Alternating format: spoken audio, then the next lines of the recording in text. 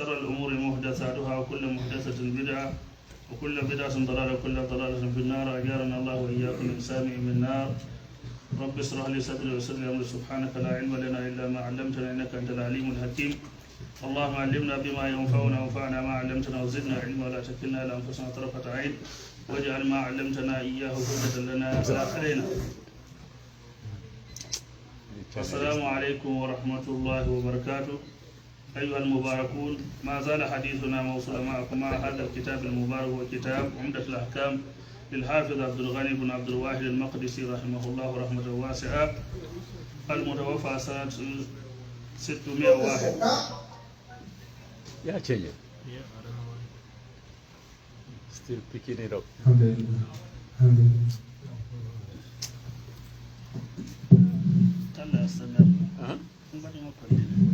Yeah.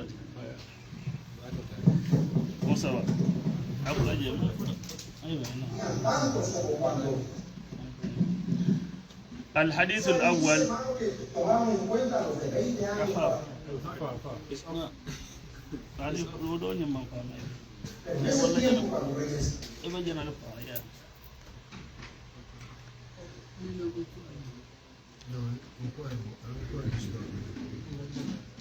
ما زلنا في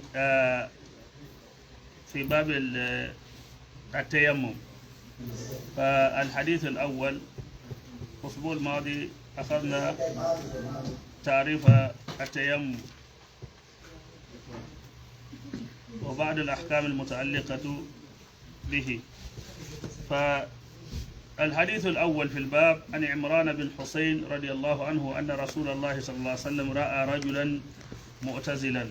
أن النبي صلى الله عليه وسلم عمران يروي هذا الحديث أن رسول الله صلى الله عليه وسلم رأى رجلا، وهذا رجل مبهم لم يذكر من هذا الرجل في هذا الحديث. يقول معتزلا أي متنحيا عن الجماعة، لم يصلي في القوم، كان هو جالس في الزاوية لم يشارك الناس في صلاتهم، كان في صلاة الفجر صلاة الصبح.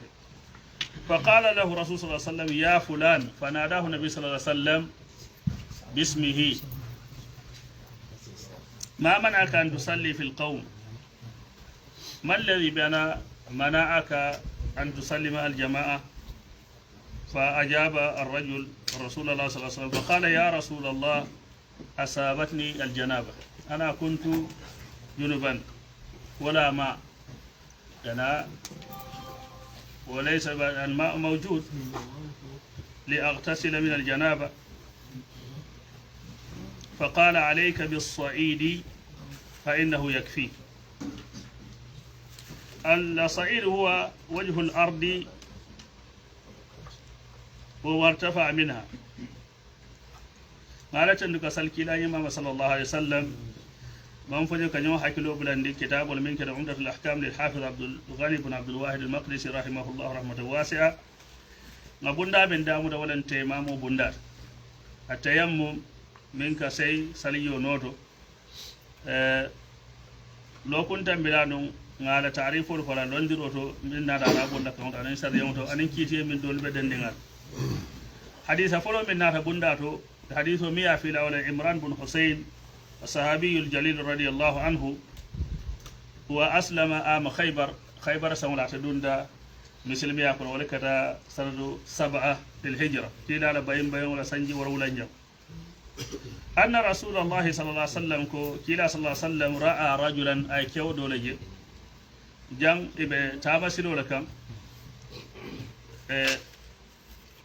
بتابسلو نيركم سبا واتولا kila e modoje ila sali dinkira yento mu'tazilan wala nyanda be jamfari mol kuma amantara nakiri mol lam yusalli fil qawm man sali jama'in kon o ka jama'a salo da wajibi atandi ana tara ibta masilo nyana kan fa qala kila ka sallallahu alaihi wasallam ya fulani da kare ma mana'aka an tusalli fil qawm aka mun yatabali man sali jama'a kon ana rafi riwaya ma al qawmi كفن جماعين فيه. فقال كلا فقال يا رسول الله اتانا الكلا أصابتني الجنابة جنابة لينصر وجانا سكينو كم يلا يسيبو ولا سكينو أقرب والله أعلم عند هنا ترفنا يجوز لبنا أن يجامع زوجته قد يكون هذا أيضا قد يكون إيه جنابة من المجامعة أو من الحلم أسكينا كسيبوتي كما يسيبو كوين مصوب فدولا في يبوي بلا ولا أنا مصوب كفدا أولد وسمن دالا أتمان تمام ولا كيتي ولا وتمبول كم كاجي كوني من جيسودو سيتي مامو كينول بانكول أكو كيلا جنابو لين سودو بري وجيفنا دكيري يو جنابو جام كيلا خاف صلى الله عليه وسلم عليك بالصعيد أكاين بي بانكو نيكو صعيد جام واتو ين سودي على باكي لا فبركا جي لونا له من فنجر نيجي ولم بانكو نياتو بيانا وجه الأرض أنم فهم في اللانكنا متى بانكو نينكا ورادنا نيدا على لونا دول دا بيقول كون مالكية كذا الشافعية كذا الحنفية ياجكو سعيد عفوا شافعية ولياجكو التراب أما الحنفية والمالكية كم ولياجكو كله ما على وجه الأرض من أصل الأرض كما بقولكم بيرول بقولكم الحجر والخضحار كون ينكو بانكو لوتك أنه لكما كانوا سكينو قوي بس سانم مو بدين كراتو إبى بعدال بس كنيو مانكي دول هذا كنيو مانكي بانكو ده كمين فتراب على بكون ده كنيو ولا رمل أنه هن كانوا مو مبيتو كنيو نم بانكو مانكي كليند بانكو بافاي كنيو بافاي سانين جانكو تمامو تدالا نامانكي بانكو تو مو بانكو ده بيه بروسا تراب ميلانكو غباروبا ساوتو كنيو فنان تمامو تدالا ibel lew kono o fenge dinkirado sale wado side man jisodo ata dala walla la yurobe wasin saforo ibe badal bar la yurobe la say mi sati na koy temam woto mba hono ko temam o to dala so walati na waliaje ko fam mu banko la aslo di temam o dara kan sawa'un berolem ba walla kada ko banko la tiba walla akada kenyolo tiba fango nyen data andi la kuma kan bambande lonna jama'a wota yo dole yaje ko khuruj min al khilaf ka puriye findi waliye nyun kono wala be kam benda turabutol wala mi kankan wonyon sodo do ni bete mamo kala ya kata ni mo sodo comme cheikh bin basi afanya ko fattaqullaha mastata'tu ha wodo say yesira ala la comme c'est le sembo damon say imam fen sodo mi alon ko kankan bala wodo min sodo berolam bam akeda kenyorete bam isite mamo kala sal saloma nyana tambila imang tema mo nyike sal wala na kila ka alayka bis-sa'idi fa innahu yakfi akai nyin kanyan temal banko nyin kanyan temal wala banko nya kanyan temal waye wasal kana ta janabo be le man jiso de be kula waye wasal fo jannin ibe jiosal kana waye watle ta na hadiso da han sangita ko mu wato nyin sudi ata bari askeno darsina lambe jeel fenkela pour ka kuno nyin ta ka yuru wande baki ba yi fenne mi alan ko akumata baki pour molu salon alen kuma kan be fota je lonna la kuma kan ndol kan naklo ko lonna la kuma kan wala ta min ko be man o kala comme say be lola ka tan ko bero temamo man dala feren abe kala gharib jiddan ha bi so lonna le ya fandum ila kuma kan bambanda miliyaran ko yafo isa fono ko kuma kan fulal fota je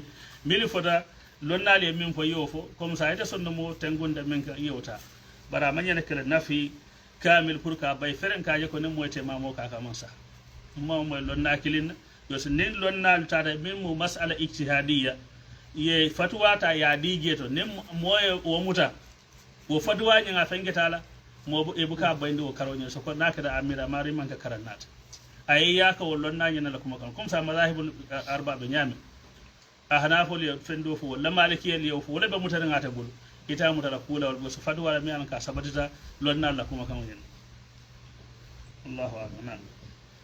Bismillahir Rahmanir Rahim. The Shaykh, he prays and thanks Allah. He sends salutations upon the Prophet sallallahu alaihi wasallam. He says we continue with the chapter from the book of the scholar. He says we're speaking about tayammum. He says last week we spoke about the meaning of tayammum linguistically and the meaning according to the Sharia. He says today we mentioned the hadith of Imran ibn Hussein. He is one of the companions of the Prophet sallallahu alaihi wasallam. He became Muslim during Khaybar. The Shaykh, he says, he was one of the close people to the Prophet ﷺ. He said, he narrates that during this time a man, he came and he was far away from the people. The Prophet ﷺ saw him from a distance. So the Prophet ﷺ was with the companions, and this man was in a distance away from the people. The Prophet ﷺ called him and he asked him, "Oh, so and so." The Shaykh says, meaning he called him to speak to him, called him by his name or whatever else he called him, and he said, "Oh, so and so, what is the matter with you that you don't pray with the congregation?" He said, the companion, he responded to the Prophet ﷺ, he said, "Janaba is what held me back."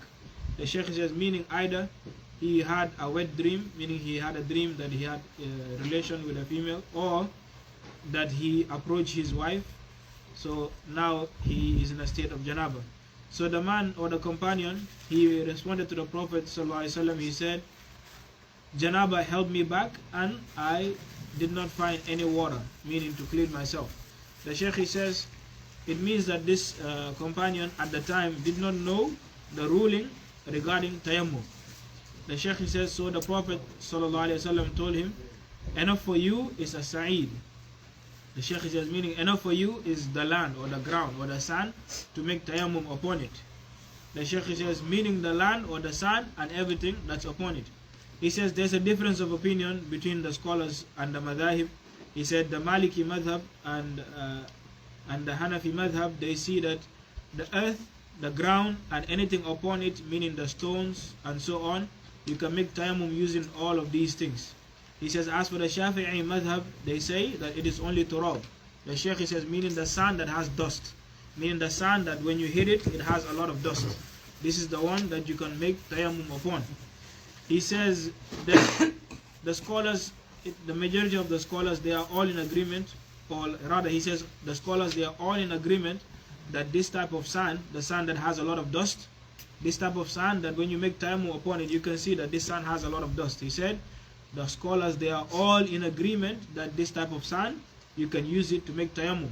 He says the difference of opinion comes when we speak of sand that is a different quality or type other than that, and also when it comes to stones and pebbles and other things that are from sand or have different quality than the sand. The Shaykh says this is where the difference of opinion comes.